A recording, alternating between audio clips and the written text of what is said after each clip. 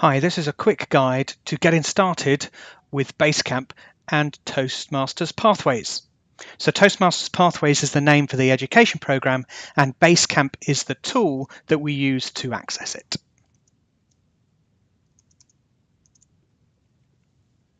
We access BaseCamp and Pathways through the Toastmasters.org website. When you come to the website, you will have been given a login if you've just joined the club, and you can log in clicking this link at the top, login. If you don't have or don't remember your password, you can click on the forgotten password link at the bottom here, where you'll enter your email and it will send you a new password. If you type in your username and password and click login, it'll then log you into the site. So you can see it now says welcome. To access Pathways for the first time, you go down to Pathways and click on Go to BaseCamp. When you first log in and you haven't chosen a path, it will ask you, I recommend having a look at the navigator. This will give you fantastic information about getting started, not only on Pathways and how to use and get started on BaseCamp, but it also gives a quick overview on how to choose that first path. And I covered this in the previous video. You can then, under Choose Your Path, click Continue to choose your path. If this is the first time you've logged in, your first BaseCamp access will be free, and you take your assessment here by selecting a language and then click Start. There's about 15 or so questions that will ask about your goals and aspirations, and then it will give you a selection of 3 options that it thinks may best be suited for you. Then you go and choose your path, and then you'll be taken back to this page here. If you're a member of multiple clubs, you'll be able to see that your clubs will be listed here. Also, if you're a club officer, you'll see a login as BaseCamp manager, but we'll cover that another time. So once you've selected your club, you can click in Login as a member.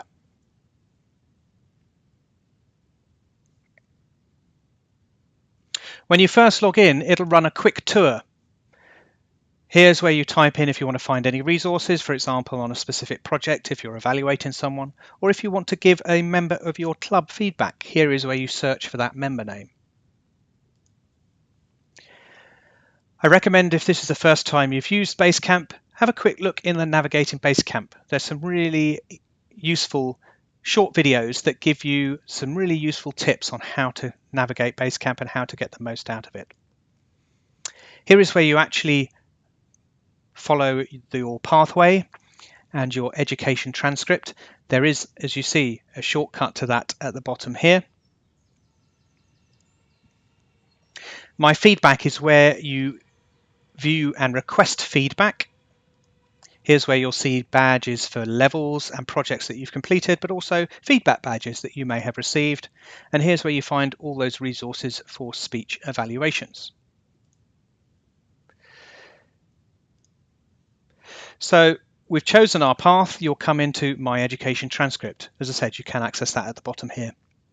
Because I've been a Pathways guide, I've got a few extra things on here from that education program. And Dynamic Leadership is the path that I have chosen to do first. So you click on Open Curriculum. And because I'm at level 1, here's the 4 steps that are required to complete level 1 of Dynamic Leadership. As you can see, I'm just in the icebreaker part and I completed 0%. You need to make sure that pop-up blockers are turned off, and it helpfully gives you some hints if it discovers the pop-up blocker is enabled, and will give you a link to a description on how to disable it for your browser and operating system, because of course it's different for every browser and operating system. This operates in a pop-up and it works really well on both tablets and desktops and laptops. I have tested it on mobiles as well. It does work, but it's still a little fiddly to get around, so I'd recommend you use laptops or tablets when you're navigating around. Because I've already accessed this project, it started on the page that I was at. Every project would normally start at the navigation, giving you a quick reminder that the main navigation are these left and right arrows on the page, and if there's sub pages within this section, you are to click the next and back within the page. Each project starts with an introduction that may be a couple of pages.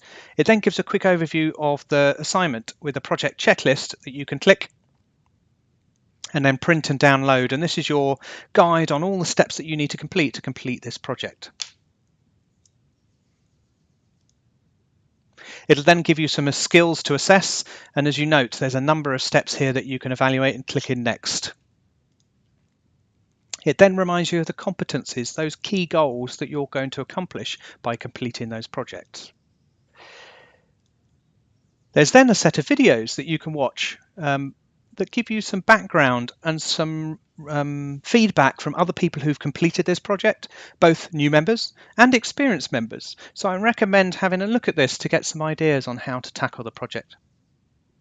It'll now go through a number of steps on the goals, how to organise your speech, some ideas on how to present it, how to rehearse, maybe record yourself, use a mirror, maybe do some practice sessions and time yourself to make sure you're within time and know how long the conclusion, for example, takes. So you know when you see that yellow card and your conclusion takes a minute, you know you've got to start your conclusion.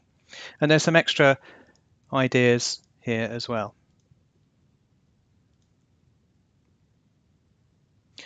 It also guides you when you've completed your speech, the things that you need to do. So think about your evaluator, be open to the feedback.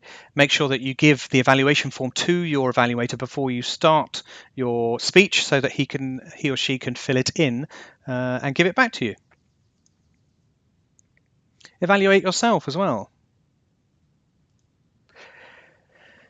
And here's actually when you go and complete your assignment. So there's a whole load of pages there that give you some information and background whilst you're completing a speech. I recommend you read through it first, get to the complete your assignment screen, download your project checklist, and then you can go back and review those steps as you're completing the project to give yourself some more information and guidance. When you've completed, here's where you get the evaluation resources to give to your evaluator. When you've completed it, will again ask you those skills again, and here it gives you some directions on what it means by each number. So if you think you're accomplished, you would select an option 3 here. And then when you're finished, you just click the complete. And then that would take you back to the main page here, where you could then click complete here to complete that project, and you'd then move on to the next section. So that was a quick overview of getting started on Pathways, choosing your path using the online assessment. As I said, I've covered that in a previous video, and a quick overview of navigating BaseCamp, launching your project, and navigating that pop-up window with all that useful information and resources to help you get started on the project.